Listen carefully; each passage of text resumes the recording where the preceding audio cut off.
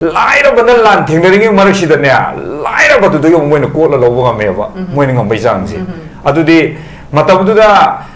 ทำมินากิบจามินากิพามินากิไม่ยามดูปุ่นแล้วก็คุกกี้ชมจังกับคนนี้เอาคุยชมงาเกนะให้น่ารับปตัวดีอะตัวมวยน่ะคุยได้งั้นใช่ยิ่งหักตั้งกี่ไล่เราปตัวได้คุยกี่ตังคุลชาลำบากโลชาลปตั้งงั้นใช่ไอ้ไปชาดูก็ช่วยอ่านบดีนั่นตั้งนี่นะตังคุลชาไปชาบุกแกงอ่านได้นู่นอะไรก็ล็อกเส้นนั้นไปพิมพ์ดูโอ้ยเลยรำบากตัวอะตัวเต้าเว้ยว่ะตัวไอ้น่ะเลยที่ผมมองนึกปาลมันเลยงาเขาจะlàmเลยงา BJP งาตั้งแต่นี้อะตัวน่ะไอ้น่ะให้เจนึงบัดดีเอาคุยน่ะ village authority เมื่อกี้สายตะกี้เอาคุยให้เจนึงบัดดีมาคุย MLA นี่พูดอยู่เลยจะนู้ยังเคยอยู่เลยจะคงพูดอยู่เลยเนาะไอ้น่ะให้นี่บัดดีมาใส่ MLA กินนี่พูดดูกินมันนุ่งด่าเอาคุย BJP กินนั่นแต่ NPP กินแต่กาบไม่ได้หนุ่มอันนี้ไม่ได้เอาริบุกไม่ได้อันนี้ไม่ได้เอาริบุกมวยนั่งกันเต็มโต๊ะตัวภาษามวยหลายให้ตัวกินเนี่ยมวยเมียมสุดยอดเลยมวยขังตัวกินเนี่ยวัดพวกกินเนี่ยบุกมาไปชานะกาพวกกินเนี่ยบุกเอาดูสักพระเจ้าไปดูตัวหางมันเนี่ยบุกไปชาจีดีเลยนั่นมันชีเดอร์ที่ตามฟังด้วยเนี่ยเอาดูชีกระดีเอาหมดหันละร้อยกว่าเอาดูไอ้ยังขันเลยเนี่ยไอ้หนุ่มไม่ปามได้เฉียวด้วยไพ่นั่งขันเลยวะ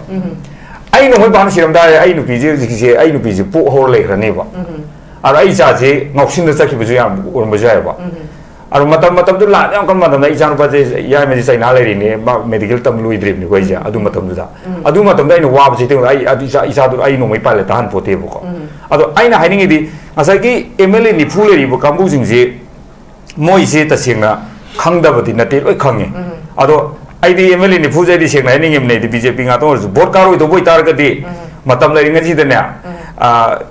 หันตหนุ่มไม่กล้าปกป้องแต่จ้าก็มันไม่ง่ายเลยหัวเราซีโอเชลาเดจูมีอันปุ่นสับมินาร์เกได้ผมจิตทัดโอเคตะการให้ปุ๊ตัวโมเรลิมานะหันกันอุดากราวมานะกันอุดาดีไซน์ก็ตัวไม่อามันสักกี่ตัวอะตัวนี้เห็นหันมาทำเด็ดที่ไปชาสังเดอร์พอร์ตการ์ดกันลีไม่ฮิดาไอ้บุฮิดาพูดด้วยนี่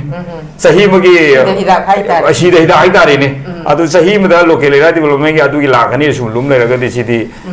เอาคุยกับไม่นะเอาคุยจู่แต่เชียงเอาคุยจู่ BJP มีเนี่ยก็เชียงนั่นหรือเปล่าไอ้กับไม่ปวดคุ้มตัวนู้นอีเสียดำมันตะการไม่ปวดคุ้มตัวนู้นให้เปล่าไอ้ใกล้ผมยกเจ้าไปเชียงนั่นก็ดีเอาทุ่ยจู่เอาคุยอ่ะมาทุ่ยเอาคุยนะมูไอ้เนี่ย MLA relation พอบุกี้นั่นตระกันน้ำมันมาตั้มอยู่ไอ้พวกโพสต์MR ครั้งที่สิบกว่าที่มาตั้มจ้าปีเอาดูบุตรยามกันโน้ตตัวกี่พวกเอาดูมากขึ้นเนี่ยดีแต่นะเอาพุ่นบุกี้ให้ดูเนี่ยนั่นสิที่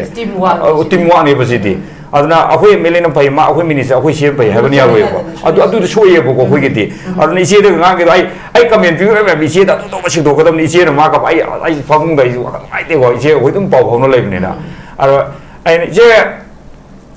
กันว่าจริงๆไล่แล้วมันจะชิงไทยจากตัวดีเขาบอกแต่ว่ามาสิยามกันตัวไปชิงทัดลักเกสิเนี่ยไปเลยจีชิงจะทัดลักเกจีVIP line PBชิงจะทัดลักเกง่ายกูบุบินนั่งตัวง่ายกูชาวกูนั่งชาวยามชาวนิ่งบุตรวินะไอ้ที่การกินหัวกันต่อไอ้ยมวยนั่นตัวปีฮาร์ดีอัมไลน์บุปผเนี่ยฮะว่ามวยนั่นตัวปีฮาร์ดีไลน์ให้การกินหัวกันลำบีดูดา VIP ลักเนี่ยให้พวกที่ดับบักดีทราฟิกรูลจะกลายแล้วไม่ยามตัวเลยนะว่าประกาศสักตัวว่างงตัวบุตรมวยนั่นทัดละทำ VIP วันเวทาตัวอินทรมวยนะอะตัวอินจังนะพี่ว่าเราไม่วินี่ด้วยไม่เป็นมวยนั่นก็ควายมวยนั่นทราฟิกตัวพูดสักอินทรลานขับตัวกี่วันนั่นเตลานงาพวกที่จักรขับตัว administration กลายเป็นเนี่ยทราฟิกพวกที่กลายเป็นเนี่ยคนมันนี่ปุ่งกลายเป็นเนี่ยตัวนี้น่าช่วยเป็นเนี่ยพวกก็สมเด็จ VIP สักเนี่ยที่ก็ทราฟิกมันนี่ปุ่งเลยเป็นทราฟิกแบบชุดมันคือสักกี่เป็นเนี่ยก็สมน้ำก็สมน้ำก็ชาปาต้องชิลเลวเป็นเนี่ยตัวนี้ก็ชาปาต้องก็นั่นก็เชี่ยงสักเนี่ยที่ก็สมน้ำมุกันว่าจะกลายก็ทราฟิกไม่ปุ่งจะเป็นเนี่ยว่าอะตัวปูจะปุ่งโน้ตเตียร์แกสโคอีไม่เป็นเลยยามกับเส้นดงสรุปปุติว่าเราอยู่นงไม่มาชิงดูล็อกชันบีร์ก็โฮมได้บีร์อะตัวก็นงไม่ดูไปหันบีร์อะตัวมันฟังสารนั่นดิที่ตรงที่ตาระกันดีสิ่งที่ตัวนงไม่กับปักตระกันดีมาโกกชากันรอเอาคุยมวยจุดตาที่ตาเราเหมือนนี่ก็เอาคุยที่เห็นเหมือนนี่ชิงบังอาจตั้งแต่เนี่ยตัวเอาคุยน่ะเปลี่ยนแต่ไปเอาคุยน่ะหายใจไปวันนี้ใช่ไหมโอ้ยน่าจะเป็นเนี่ยว่ะอะตัวมังแต่ตัวไปแล้วมันก็เหมือนจูตัวกันเนี่ยฮาร์บกิตตัวกิตว่าไม่ยามันเลยอะหกสิบชูสิ่งก็เหมือนจีน่าเอาคุยกิจูตกวิรักนี่ให้บ้าชาจิตาเลยแล้วก็ตกวิรักตระกันดีเอาคุยจูอีกไก่ใจให้บ้านเนี่ยเอาคุยจูชีบจีอีกไก่บุกี้พิมพ์นมเลยแล้วก็ตัวเรียบก็อะตัวน่ะไม่ยอมได้เลยริบ้า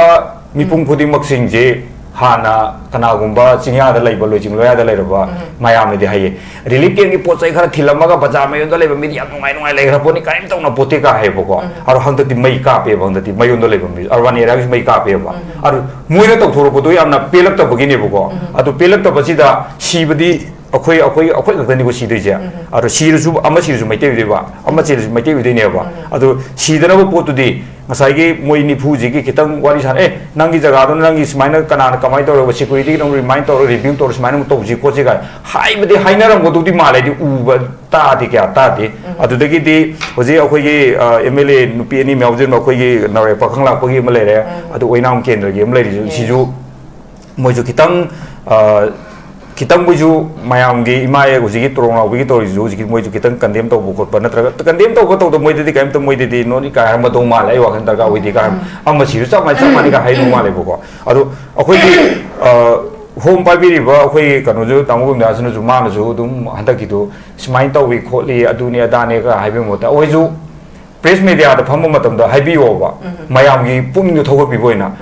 अस हेंजला बनेना खोइजु सिगी position उतारगदी अखोइजु centre तकनरनी हतगी मतंगसिदे अखोइजु फम थादोकनेन फगदबो माले हाइबगी अखोइ अपामले NIA दा सिनबा अदु एक्सग्रेस अदुगी वारी पंदबिदबको एक्सग्रेस गुम्बा दैदि NIA जिदि यामना सिदि अंगांग मसाना अखोइगी एफोर Apple Hibi टाइपदा जेक engine मोइगी फावबा NIA दा सिनगिबदा अखोइ करी justice फंगकेने Karim फंगोय सिदि Karim फंगोयदि अखोइ Karim फंगजु फंगोय कानाबुजु फंगोय Zabobi akhoi oza somorjit na panbiba wafamgi matungina su buffer zone si akhoi governor na leite adigi akhoi oza bimol na RTI thabada leite hairaga su leiba mawong changthok changchin yadrabani leibaga chapmana bagi pangkhakne ba hojik leiba se sida akhoi oza na sugi ground rule in daba mayam gi matang da su dum thambiri ko ma sigi wari si oza na ngasi panbiri sina ahan basuna te boza लाइब थोइब conflict सिदगी सुगी द लैरिबसी ground rule सी मखोइ ngakna chatre habasi khangabane ba masigi responsibility मखोइ की मथक लौखटपम थोकपसी लेंगाकना लौखते habasi su myamna khangdana leireba adudagi amu government masi sanariba lila si government of India na cookie singsi proxy soina sizinna bana maram oirakanda makhoi ji sil oina sizinna bane su duma hairi boza सिगी फिबम सिदा खंगना उना सिगी condition में आमसे सुम लाइछला अबनिना ओजा हजिक सी buffer zone लेते हारगा सु chief minister ना मागी security high security alert Jiribam चटपा अदगी Kangpokpi लगा सनापति चटपा सिसिना दी मा चटपा याबे वाने खोइ कनाम चटपा याबे नतेबा स्टिल अदुइ तारगदि ऑफिशियली बफर जोन सी लेते मखोइना हारगा सु अखोई सिविलियन सिंगी दमक्तदी बफर जोन जे लैबगा चप मानरी बोजा ओजा करी कमाइ थमिनिंगी मसी लवम थोपा थोइबा अखोइगी लोइमा ग्राउंड रूल गी मतांग कट कारसे लोइ खंगासु एक्शन ओइना तवम थोपा सि केमत लेंगा के मैके दगी तौदबसे ओजा दुनि ओजा ना सु पीस पोरक के हाइ तारगदी मसी हाना तौबा मथौ ताइ हाइबिदी ओजा गी पॉइंट ऑफ व्यू ददी कमाइ थमिनिंगी ओजा पुनम पुखरमजरी मसी आइगी वाखलदी आइगी कनोइनदी मसी कमाइ तौगे ना अखोइगी इसै सकपा मन इसै याम पदना सकदौ इसै जे ngangdiam ngangningba adu फादबो को इसै जे फाद्रगदी ngangबजि नुवाइतेदना adu अखोइगी मरकता अखोइगी लैरिबो गवर्नमेंट गे क्वाइ अचौबा असोइबो मनिदा याम थमजगे करिगिनो रकांदा सैजक ममदी इसै सकपा मतम मादमादि प्लेटफॉर्म काबो मतम इसै जे फारगा मागी म्यूजिक माइ लोइन फारे मा सकदोइनेबा मादि अदा अखोइगी लैरिबो कांबुजिंगसि अमता मसि मपम त फादबजा मसि अमलाइबो थिबनेबा करिगिनो रकांदा बफर जोन हाइरिबा मफमजिंगजे लोइनमक अमसु लै अमसु लैते हाबसि क्लियर कट सिंगाम मोजिंग सिबु ngamdebako MP na man RTI tharju ngamoy governor tharju amta ngamoy basije ngamoy do maram je karigino haiba matamda moi cha manayaba cha mana wa tan moi cha manayaba maram ni karigino harganda sijima ai ma masigi buffer zone ji leiba leitabra cha cha na magi mafam yawruga ai cha cha na khangtoga masi mayam da clarify tawge habase su ngamdeba ngasi wumunda aro hoidi dum leiboi dum ning nibo dum adu leibai je leire haraga ju akhoi kamai changdai nu haibane ba adu leiba ji da changhan ba madi darkar oyoba changhan ragadi irang tholakte ba sinaragadi adu changjala matungda nongmai kapa thola kanda ne bo buffer zone leiba leitabra adu noi kedu changino ka hairei poche ado akhoi gi di irang thola kanda administration je loina ma thabak tongningbagi wakhal loina tawwe boko adu irang tholoktring da thabak je tawba yadabra sine aina aina haini je kangla mayon ji da leri basi akhoi bazar urban area da leri ji loina ma mai department loi lerba po nga tang ne ba adu magi biba haibam di leidana adu all city one man army di aroi basi di अदु ngasi ningjang am pose ngasi sigi jaga de irang ma thoki beje ngasi ha bedu gi punna chapagi ma thota de ba magi lobom thokba daita du low da bagi ne ba sing na ga de khudam no ne har kan da Imphal East ojunu West ojunu Bisimpur thoba any my moina buffer zone ne kuki ne hari bajing ja sigi jaga si da lairi bo home pari bo mayam ojunu CM ju ojunu hana former CM ju le moina har bajing ja moja du ki moje kari tare moida kaino me adom ipan ballaga haining da bagum ba matum tawlei bagi film taw bagi am uye bo ko adu praja khoi de seng na ga di moina kari tare akhoi je labour की type ता contractor दुना नंग थबक सुगदबनी नंग सी लेंगोय थममनी cement पिरममनी हारगा बोरो मिस्त्री लाखरब्रो सुगरब्रो का हंगबगी type ता मा अखोय प्रजा दा सुमोय नमु तवम यावरिबा हाइबना अर्थदि करिगिनो हरकांदा थबक से ममांगदा नोंमै कापक त्रिङै ममांग सिदा थबक से एक्शन टेकन जेम तवम त लेतेबा एक्शन टेकन दु तव लेम तागदि से सेंगनारगदि नोंमै कापक मतमदा मोयना डिफेंस तवबगी खुदोंग चाबे फंगतारगदि ngana nangi tronglawi thokdok tu sigedro si lawkhatabagi neba aro akhoi irang tholaba matungda thabak tu tholaba matungda akhoi smai thiri smai khole habadu akhoi adu pam de akhoi na di hana former kano sem kano ge paungben wori matam jo akhoi di mamang da jum hayaba jaga jaga da irang kalal loi je haiba taraga di banglo da mi ko khalaga wari sana ban di kanaroi state force le rijing je officer magi pariba magi leriba minister MLA no pariba sibai mayam ji akhoi state force mayam ji ja masing handan bio aduga mai company semuga mafam chap thamje habane bo khoina maitai kanje da pa hai akhoi kannabdi kaim leisu leite haidrane mafam gudi mondai kanje dai longli manipuri pakaw do marawi aru kari do no manipur yai fare kari do no yai phade ju no mai maru chara ga yai fare hai do ribra ba yes very adu ai di ngasai gi mamang da lemi bas former CM do khoi jagre batalena mamam jaga chap da central paramilitary force ka akhoi gi state force ka de thabak to adu gi mati khena ni ba lami tu mi khabu jo khoi state force na dum hen doi ne ba nongmai kap se kapmi na je haiba gi wari nati ba si di ngasai gi mafam jaga je kadom sang ka kamai to doi no haiba je aim khangoi ba adu na khudam ne ra kan da kuki ma yaw bu ju or ju naga ga kuki ke sakchi tu le khena doi ne ba ko और मैटे को अखोई मैटे पंगली सिना उजसंग खेनै दना अदुमाय तौदना अखोई state force मफम सबचा ले गितारगदी lion मंगा थम गितारगदी अखोई नोमै जे कापक्त्र जुं साइ बफर जोन संगुब नत्रंग सी संगनु नत्र सुमाय तौगिजे सेक्शन न तौजे हैबा मतम ददी अखोई जे लो एलार्ट ओइरोइद्रा और अखोई दि एलार्ट ओइनबा जे कनादे एलार्ट ओइदेनोबा ओइनगा कनाम ओइदेबा ngasi ama kanaguma kanodigi kano DC की साइड की ओरो नत्रगना अखोई होम डिपार्टमेंट ओरो सी जगह दे नोइ दिसमाइना प्रोटेक्शन की दमकता प्रिविकेट हाउस आदोइ निसमाइना प्रोटेक्शन थमदोइनि हारमनि बको येंगदे ngमनि सोला लारोइ बा अदु नोमै कापे गान अखोई साइ साजे हारमनि ने हाइ नुमिति ऑफिसर बमांग हाइदोइने बा अरु ममांग अदु याम ना माइगी अदु याम जाम सर्कमस्टेंस माइ अदुम लेब मतम दुदे मोइ करी एक्शन टेकन तौगे काइन तौदे बा अखोई हैना मैते जी कंजे तारगदी अमजु कंजे तारगदी अखोइन पाइखनिंग पाख जगह से ईस्ट है वेस्ट है लोइन लेबन मा खोइ मैतै लोजिंग लया द मैतै तारिबो खुल मयाम से कंजे तारगदी अतोंग जगह से अखोइ जु स्टेट फोर्स म थंब मतौ तायबा कुमक तबिदा अदु दिना ट्रेक्राय दगी सोरी जे अखोइ प्रजा सोइब नते ऑफिशियल मोइ कन एडमिनिस्ट्रेशन कारपन मरम मोर कान याम सोरी जे मोइना सिगी जगह अमदा अदुगी बफर जोन अदु इरांग कलेन हाइना अखोइ थबा म चतौरे हाइ तारगदी अखोइ ड्यूटी तादौरेगदी खर खंगना चानब मी लेसनरग को आई चतनब होनबे अदु चतनब होनबे मसि यामना अखोइ तौवेबा अरो माइबो थिबो मयाम पुलिस ऑफिसर नाम सिबम यावरे जवान फनाम सिबम यावरे मिगी लमदगी लागा मी अतोप स्टेट ति लागा सिदा अखोइ ड्यूटी नि लागा माइसु कनो तोइ नत्रो मतु मचा माइसु फैमिली लेर मयाम सिदा ड्यूटी लाइनेबो मागिजो अदु मिजु सिरा हंगिबो यावरिनेबो अदु अखोइने हेना कनो लौगो तोबदो लौदबसि मसिनेबो अखोइ यामना साउनिंगिजे अदुना अखोइदि इम्फाल वेस्ट वन की जगह जिदा अखोइना सुम पाजाबो मेजि कमाइ तोगेना संगाई थेंदगिना अखोइ कंगला तोंबि बोदो पारिबो जगह जे लमसांग केन नमु सिंगमाइ केन अनि लेरिबो जगह जे सिगी मरकसिदा अखोइ बटालियन हेडक्वार्टर म थंबियो हाबजे अखोइना फानि फॉर्मर सीएम जो हाइग्रेबा सी आइना 2020 गा 3 की जुलाई दा ईसा नोंगमै पानबगी अदु डेट 20 to 26 to 24 को सब्जेक्ट टू करेक्शन सी नुमिसिदा अखोइना मेमोरेंडम पिसलेबा हंदक ट्रेनिंग लोरगा लाखदोइ पोसे मसी अखोइ चपचाबी रेलवे प्रोटेक्शन ओइबा अदु गवर्नमेंट की प्रोजेक्ट मयाम सु लेबा अदुगी मफम दु सी चप चप नेशनल स्पोर्ट यूनिवर्सिटी अदुदी वाटर सप्लाई मयाम इलेक्ट्रिक हाउ खत पावर हाउस लेबा सिंगा अनि है मसी सी अखोइदा कम्युनिटी पी बनेबको और थम्बंगम देबा और काना दबदा ट्रेनिंग लोर हले हाउरंग सबल दा थम्मे करी तौदैनो नोंगमै पाबजु दे चै पाबजु दे और चै पारे अखोइदा कन्सले नोंगमै पारे अखोइदा टियर गैस कापसले सुइ वारी बोबा अखोइना चिंगा दा लेबा अखोइना नोंगमै मखोल ताबा अवाबजे अदुगु बाजार अर्बन एरिया दा लेबा इमाइबे लेबा सेसो मयाम पुनम इचलिनाव मयाम सिना मु tier gas bullet चाबने बमुका अदुना नोंगमै मखोल Jinnah अखोइदा Chaba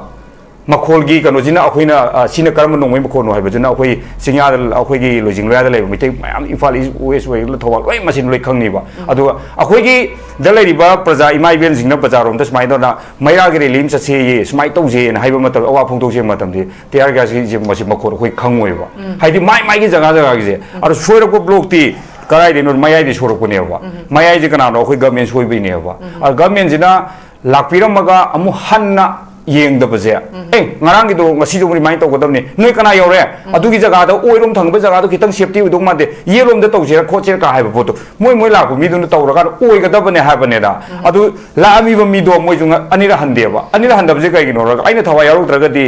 aina thagdor bi injang churi dubo aina thawa yauna churi haigala matu injang ko bi tha de maroi thara sa dui ne ba adu ngasi ngarang phom do amu chasila hone sapadu di dum ya ga dam ne ko adu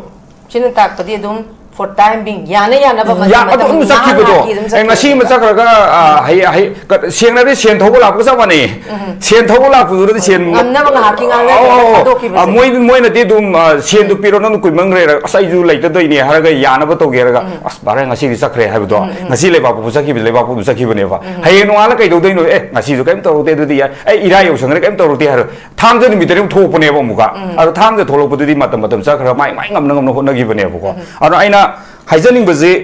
हुजी honourable CM जे पमुंग जो जिमा जो कनो तौरगा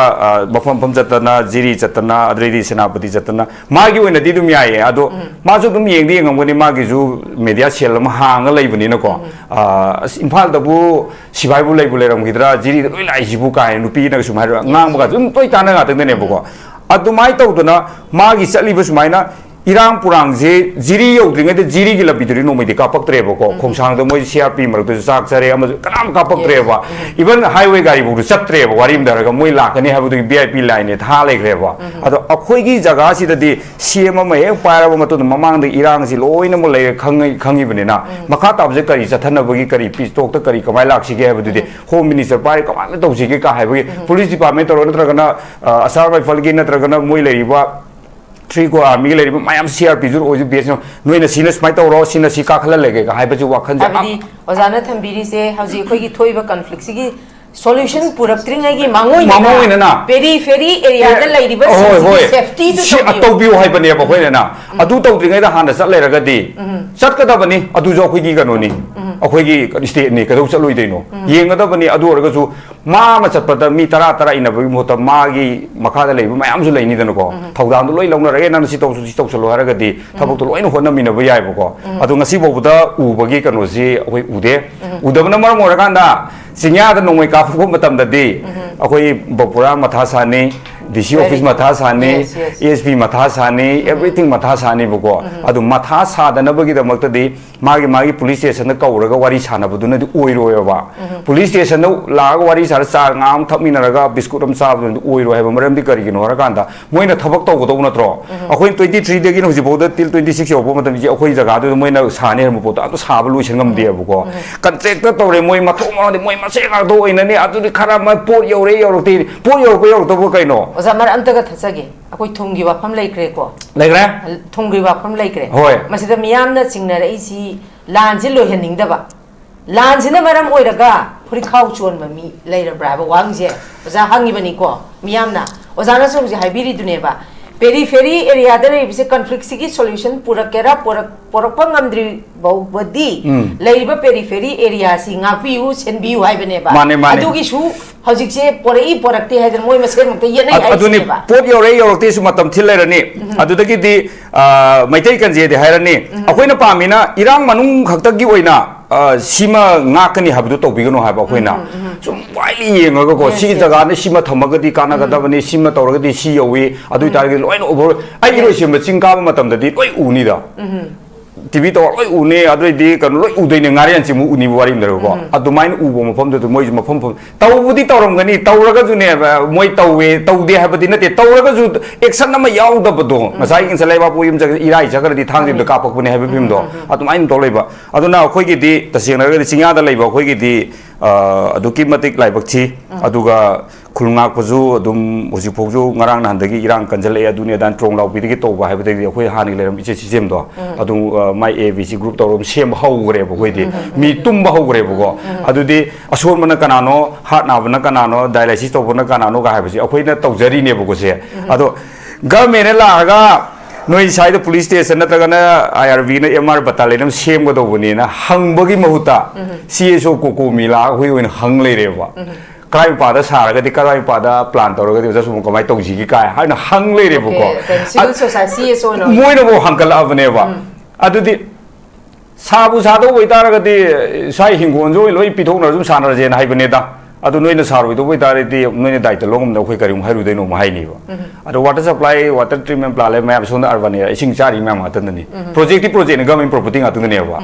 mayangi sari office na akhoi public property na tra ado akhoi ngak na bai je akhoi khak ngak piu ha na te ba heng long tam yeng biu ha ba ne ba ado ngasi na chak se amu japam sa thok tar ga di ngak tang di hau gi bidi ai do hayeng gi leiroi do bai tar ai amu thok su chat le ga dra ba ai je ado irang si tawdri ngai da khitang khangdi khang bane moi je khangdi khang bane taw ge amu taw da bai wa ne ado ngasi di taseng na ga di long live manipur ima manipur yai phare ha ba na di aroi ngasi amu tang di ne khar si ra ju ne seminar ga khar ji khara darkar oi brain khalai wa khande seminar di aroi yam chumba wa phang ne sa koi gi kanogi nepal gi genji gi movement se madu darkar amoi humdra ga taruk ne oja sida lei gi se chahi hum dai na haji pau pa se ba humdra taruk tu din ha ne hengre adu bu kana gumba haidi life ai se oja ai sungai oja akoi si phami myam se kanam sining de ba adu ibe tar ga su oja na haibiri du adu maina porak ki hai tar ga di khara si doctor ga di yaro ya be se mane masi ai gi mot su masi sumbra hai dana endorse tau janing sum oja noise makai oja bo bi ko gi conflicts na maram ora kanda ko gi village volunteers ki hui chilinaw sing si makoi na lebak si kanna bo na ro makoi si awa pham da ta bagi wari si su koi dun tari ko phar hanjan pha bagi wari su masi su dum kadai pho yong na di ima gi dam ta ima lebak kanna bai dam ta thora ga makoi da hanjan awa ba ta ba si su sigi su lengak na makoi gi dam ta protection kari su to bi de ha ba si su aduma khangi aduma pu hojik si akhoi da hojik ngangnari si problem ngak ta ne ba solution ne ko na pami si solution si pajabo bi akhoi mi oi ba khoi kya ni lai ba khoi gi civilian sing ji su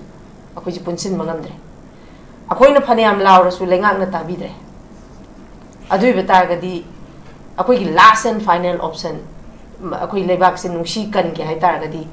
tangai phadana koin tok tu si kai no ba masi kano ne akhoi gi paisa pai ba mi na sum akhoi gi khungang da leining da bagi chingya da leining da bagi mayon da sum hung ka ning gi bagi ma apam bam lei bese masi na junu khun je mai chingya da lew sum so tho bu je am so oi da budi na te am loi oi kari gi no ra ka na ji mem hai bi ba ngasai kano ji mayam na tawga do thabu do torok tra bane na micham du na ngasai gi lan gi chaitheng du phanga bane na ma gi emotional na ma ngak ning ba na tra ma na lan khun nga u chalu ba ma na sum chalu matam du di ma ji matam du di ai ji kayam queen na lot pa ya dai no ha so as imale ba gi da mak tere thawai thar gi da ka ngai pai roi du pot to pai ru ba ngangoi du pot to ngangu ba adu di ai mang da smaina ama asok pam pulai da thamoi di mangu du nungai ji da ba adu dai ai ju ka no ma arum pai da ba ya da po ne na arum ma ji pai ru matam di ma ji पुनः फोंगमिनग्रेबको फोंग्र मतम ngसाइगी ओजा सुमुजे हाइदो नोइना Moina पितोलोब जाबने नोइ का पाउरो खै चेंगरगे मोइ चेंगिबो काम्बुजे तसेंगना मोइसिना मु ngसाइगी आइगी जगा जगा द लेरिबो खोइगी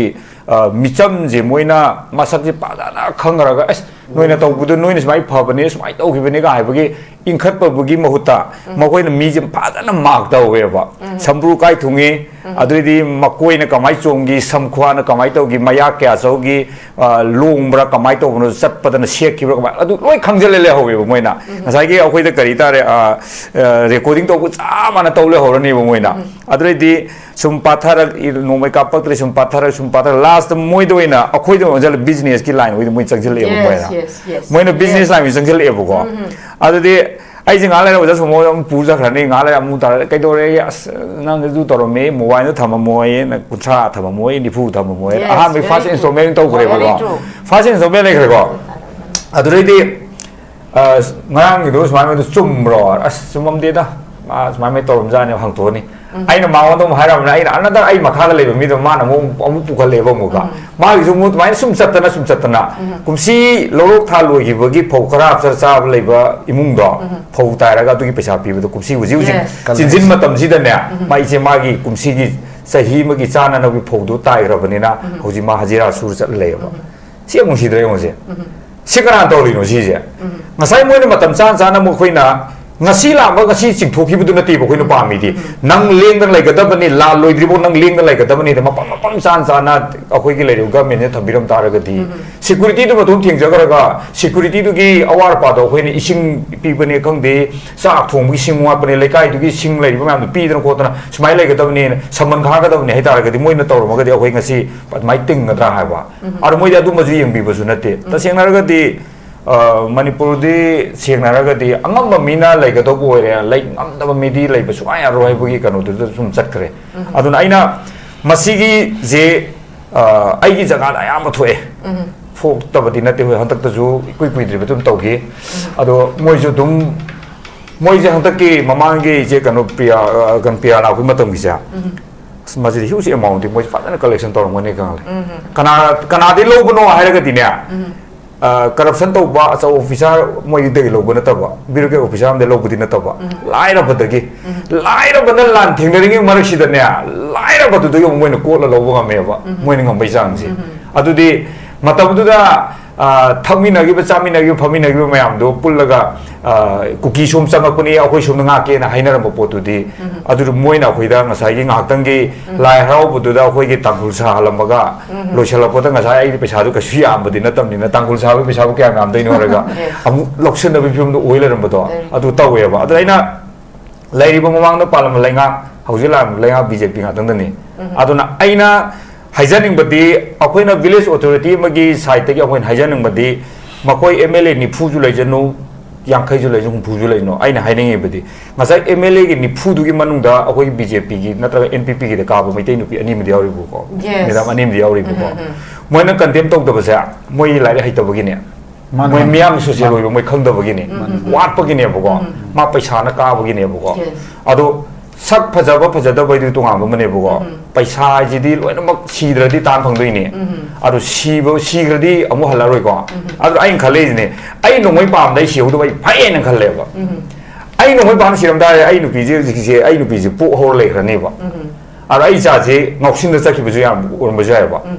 adu matam du la yam kan matam da ijan ba je ya me sai na le ri ne ba medical tam lui drip ni ko ja adu matam da ai no wa ba je te ai adu isa du ai no mai pa le tan po te bu ko adu ai na haining di asai ki mla ni phu le ri bu kambu jing je moi se ta sing na khang da ba di na te loi khange adu ai di mla ni phu je di sing na haining em ne di bjp nga to vote ka roi to boi tar ga di matam le ring ji da ne hantak no mai ka pa ta ja go mo noi ngai le ho ro si yok sela de ju miyam punna chamina ra ge dai pham ji tha do ge da ka ha ko do morally mana han kanu da ground mana kanu ga resign ka to mayam mang sa ki do adu ne ne han mathang de di paisa sang da phor ka da khali mai hida ai bu hida phu bo du ni sahi ma gi hida hai ta re ni adu sahi ma da local area development gi adu gi la khani sum lum le ra ga de si di अखोई कमाइना अखोई तसेना अखोई BJP मीने को चेंगना रबदा आई कमाइन पोर खुमुदोइनो इसे दा मत का माइ पोर खुमुदोइनो हाइबदा आई इकाइ बम योगजे बसिना रगति अरो थोइ जु अखोई आम थोइ अदु अखोई ना मु आई ने एमएलए रिलेशन फबगी नत्रगा ना मार मतम मतम की ओइबो पोसे एमआर खंगदे सिगुरि मतम चा चा पीब अदु बुदि आम कनो तौगी बको अदु मा खतने यादे दना अपुनबगी हाइदोइने न सिते टीम वन ने बसिति aduna akoi MLA na pai ma akoi minister akoi CM pai habani agoi ko adu soye bo ko khoi giti aduna ise de nga ge ai comment view me ise da to ba sing do ko dam ise na ma ka ai phang dai ju ai de ko ise hoi dum pau phau no lai ne na aro ai je kanu jing je lai da ba ising thai sak tu di hau ba ta ba masi ya kanu to ga ising thadal age sine ba eri je ising ge thadal age je VIP line PB ising ge thadal age ngai ko bu bi nang to ngai ko chau gi nang chau ya ma chau ning bo do ina ai di kari gi no ra kan da ai ya moina to bi ha di am lai ba po ne ha ba ar moina to bi ha di lai he je kari no ra lambi du da VIP la ka ne ha bu gi da bak di traffic rule je kai ra mayam to loina ba parekha sa ka do angang du bo du moina thala thama VIP wan we tha do ina tro moina ado injang na piyo lami we ne do imai be moina ka khara moina traffic to pur chalin tro lan khak ta gi wan te lan ngak pa gi jaga khak ta administration kai bane te traffic bo te kai bi ne we manipur pung kai bi ne ba to ji na soi bane bo ko som na VIP sa ka ne ko traffic manipur lai ba traffic ya ju so man tu sa ki bane ba som nom ka asom na ka sa pa tum chille ho bane ba to ji ka sa pa to ko na ga chiem ba sa ka ne ha ri ko som na mo ka no ji kai ka traffic ai pu sa pi ne ba ado pu sa po mo ta tiar ga so khoi mai bel de yam kapsin do saru pu de walo ri no mai masing do loksan bi ra home da biro aduga no mai do pahan biro adu mo pham sa sa na dikti tong gi ta ra ga di singya do no mai ka pak ra ga di ma ma kok sa ga ro akoi moi ju ta bi ta ra mo ni go akoi de ge mo ni sing ba ga tam de ni adu akoi na pen da ba akoi na hai ja ba wa na sin ma oi na ja ba ne ba ad mamang da to pai ram ba government ju to ga ni har ba gi dum to gi da ba mayam ma lei ar hojik su sigi government jina akoi gi ju tawbirakani haiba asasi da leiraga sum tawbiraktragadi akhoi ju ikai jai habane da akhoi ju sibaji ikai bogi phimam dum leiraga dore boko aduna mayon da leriba mipum khuding maksing je hana kana gumba chingya da leiba lojing loya da leiraba mayam ne de haye relief ken gi pochai khara thilamaga baja mayon da leiba media ngai ngai leira poni kaim tawna pote ka hai boko ar hangda ti mai ka pe bangda ti mayon da leiba mi arwan era gi mai ka pe ba ar muina tok thoro bodo yamna pelak ta bagi ne boko adu pelak ta bachi da sibadi akhoi khakta ni ko si deja aro si ru ama si ru mai te de ba ama si ru mai te de ne ba ado si da na pot di ngasai gi moi ni phu ji gi kitang wari san nangi jaga do nangi smaina kana kamai to ro security no remind to review to smaina to ji ko ji ga hai badi haina ram go di ma lai di u ba ta di kya ta di ado de gi di hoji akhoi gi MLA nupi ni myaujin ma akhoi gi nare pakhang la ko gi ma lai re ado oinam kendra gi ma lai si ju moi ju kitang kitang buju mayam gi imaye go jigi torong la gi to ju jigi moi ju kitang kandem to bu ko pa natra kandem to ko to moi de kaim to moi de no ni ka ma to ma lai wa kan ta ga wi de ka am si sa mai sa ma ni ka hai no ma lai bu ko adu akhoi gi home pa bi ri ba akhoi kanu ju tang bu da sunu ju ma na ju dum handa ki do smai to wi kho li adu ni ada ne ka hai be mo ta oi ju press media da pham ma tam da hai bi yo ba mayam gi pum ni thogo bi boina as henjala ba ne na khoi ju sigi position uk tara ga de khoi ju center tak na ni hata gi matang ji de khoi ju pham tha dok ne na fa ga do ma le hai ba gi akhoi apam ba le ena ya de sinaba adu express adu gi wari pan da bi da ko express ya gum ba de di ena ya ji di na si di angang ma sa na khoi gi A4 apple hai bi ta da jet engine moi ji phawa ena ya de sinagi ba da akhoi kari justice phanga ke ne karim phangoi sidi kaim phangoi di akhoi karim phangju phangoi kana buju phangoi aduga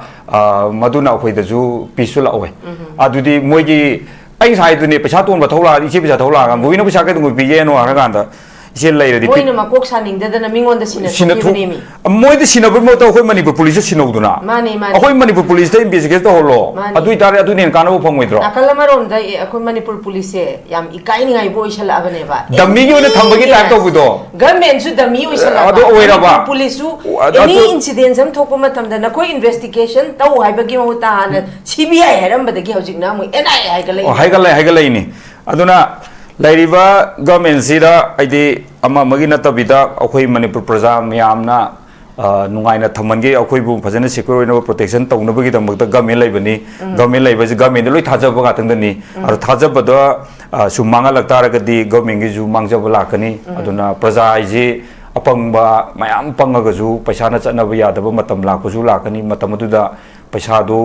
yengaga paisaduna saunga chapi mapunduna bunker da duty tawraga nang mi kaya lakpuno hoidu yengo yaroi mi du ne bem darka rije saunga chapi du thamaga akhoi mi loi sira tokani bako aduna government khitang puning chingjambiraga west ability is ability loi ma akhoi maitai lojing loya da akhoi terifei le akhoi kanul tari ba mayam jing sida awar of security mayam jing se magi imung manungi security duna akhoi gi officer jing da kanu to bagi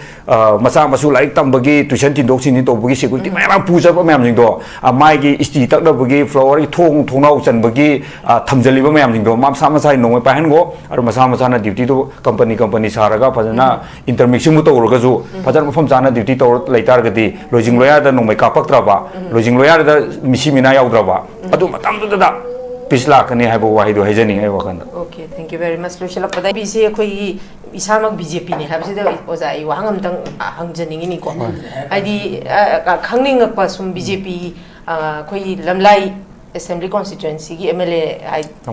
yes handak ta thokidana ma statement ama isang sina BJP ne dum pan kini ni phubi he na ka gi ni hairi oi oza hogi assembly constituency da gi mire hai tare mihutuna di tabam thokoma gi mathaudi khara khajikti adum tawrambadi yai adumapu as a whole BJP laiba mayam si yoini yankanda oza laiba phibam si dabu BJP gi lakadar election si da BJP gi kano si haidi BJP gi karya karta hai tare BJP si jabani na akhoi gi nagamba alu bora am lo ro ko kilo yang khaidim sanni bako ifuma pa yang khaidim laini ba al mayam nu pathara poda amma khakne ya pote de si mai matam dugi ne ado tawriba thabai ding sai gi public am relation am nakna laina bu gi akhoi gi honorable khakta gi oiba ya pot oida bani na ai sum am nakna lairaga su BJP ni haraga su ngasai gi mayam nu si de ba matam da mari ne sakhara matam da I kamai ne BJP nu haru de nu wari ngarga haidi tawba san ngamo ba sinargati aduwa tawbadabu laiba khoi semai kendra gi oina di MLA laiba posi kana gumba sigi mafam je de ani kanu gumba penelism ba popular no gumba moi ngang poto sum yawrong gani bo to adu to bada to mai gi matam ni topic ti wena aduga hoji laiba langi matam du ahan bang ngalingai matam du di khangau na yamna tawrakhiba magi ahan bagi je me kanu gi masi matam gi je fast gi je sidri ma ju ngawe haidi mai tawrakhane bam thajana rude bo haidi ngasai oja sumon hai gibdo akhoi gi kanu gi intelligence fail oi budi to gimni ngasi tawraga tang hum tawraga tang mai di loi gi do malame ba sinar gati makha cha gi mai tawrakhani khangu dam aduga mapamgi oina lamji jaga ju sang bani na simai kendra gi oina dinya adu sigi jaga mi je candidate oraga ju me kari tare kanu pota gi oina mafam jan thamaga wathu ohendana bu jaga je sumaina badi oi adu senaba ngamauda badani ko Kamal Babu mangri do adu ngarang nan gi dam gi asiba du maru bhangi be amu phamodu oi modan sing nei ko adu oi bo ngamgi de ko Ozana thambiri se sengmai asigi oina di sengmai gi khoi gi MLA kendra da phai ha ba kendra da phai ha kendra da phaba do kendra gi oina di phai ama khang tim wang ni na ama phaba adu ngasai na alu do praman tau jabo do mayam do pachal laga di ma ju pat yaw hidoi ne ba aduna BJP dum nungsiraga laksaba khoi gi ojaraga su aina khangningi se hojik su dum lakador be se BJP se dum nungsi gi dori bra ha ngasai gi individual tu gi waje to khra hojik ti lumdare hojik ti lumdare ngasai gi mapadi lumdare sigi ne ngarang lage no moi gi party president gi ba de na no 27 election lai bane na ko